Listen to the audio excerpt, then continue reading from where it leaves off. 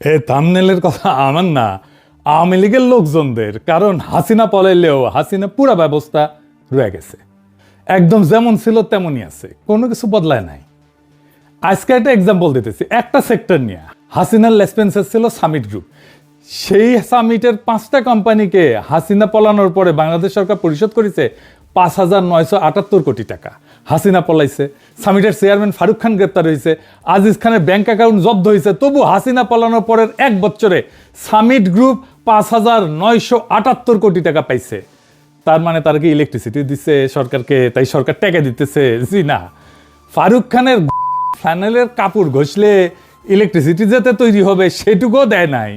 শূন্য ইলেকট্রিসিটি দিয়া 1,000 কোটি টাকা নিয়ে গেছে। জানেন তো আমাদের শরীরে এমনকি চুলে ঘষা দিলে ইলেকট্রিসিটি তৈরি হয়, স্থির বিদ্যুৎ কয়।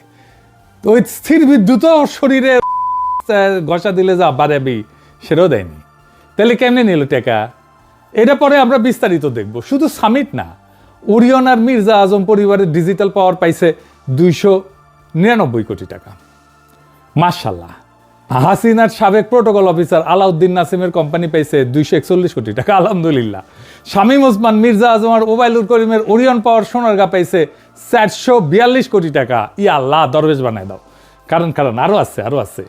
একই গোষ্ঠী ওরিয়ন পাওয়ার রূপসা পাইছে 352 কোটি টাকা।